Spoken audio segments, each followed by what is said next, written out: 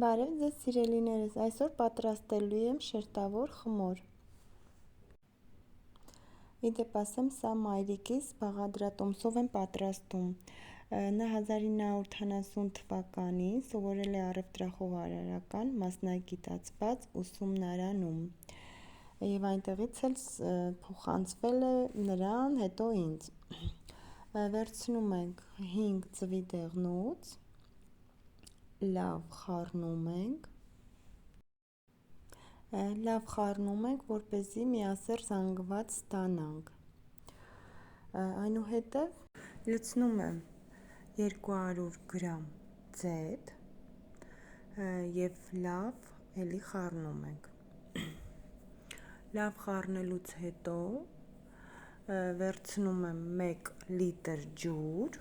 1 լիտր ջրին ավելացնում եմ 1 թեյ կթալ լիմոնի աղ և 1 թեյ կթալ սովորական աղ, այնուհետև լավ խառնում եմ, խառնելուց հետո ալյուրը մաղում ենք, չմոռանամ ասել, որ 2 կգ ալյուրին գնում եմ մոտավոր 1 լիտր ջուր, ինձ մոտ 1 լիտր է գնացել, հետո ալյուրին ավելացնում ենք ձուն ձեթի հետ խառնած, հետո մի քիչ խառնում ենք ու լցնում ենք ջուրը։ Ջուրը կարող է լինել գոլ կամ մի փոքր սառը, տարբերություն չկա։ Լավ հունցում ենք, հետո տեղափոխում եմ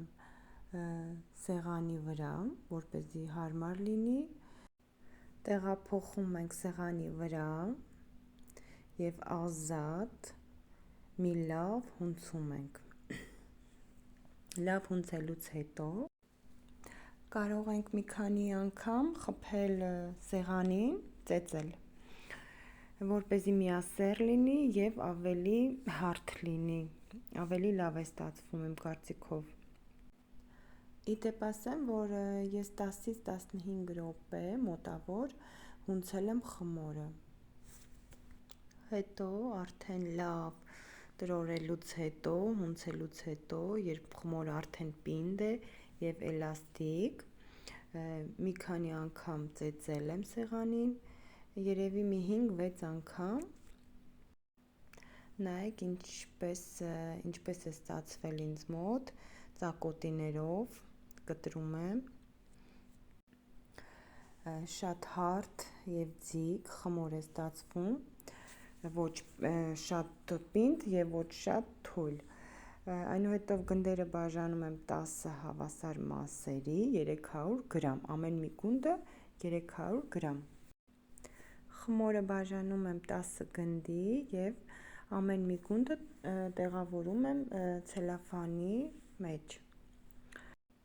Հետո կթողնեմ սառնարանում 3-ից 4 ժամ, հետո վերցնում ենք կարագները, ինձ մոտ մարգարին է, այս անգամ ես փորձում եմ մարգարինով,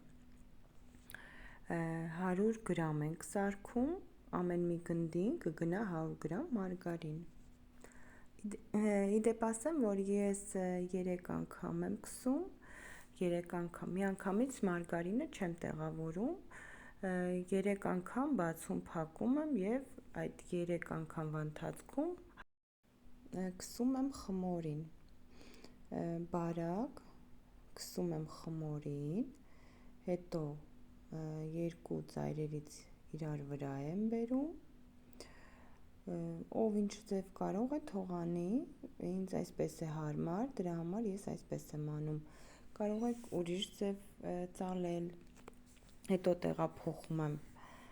սառնարան, 3 ժամ մնում է, այնուհետև 3 ժամ մնալուց հետո նորից բացում եմ ու այսպես 3 անգամ, այնուհետև ես տեղափոխում եմ սառցախցիկ, եթե դուք այսօր չեք պատրաստել նույն օրը ինչ-որ բան պատրաստել, կարող եք սառցախցիկ տեղափոխել, իսկ եթե ոչ, ուրեմն այդ օրը կարող եք պատրաստել։ Ստեսություն սիրելիներս, այսօր այսքանը։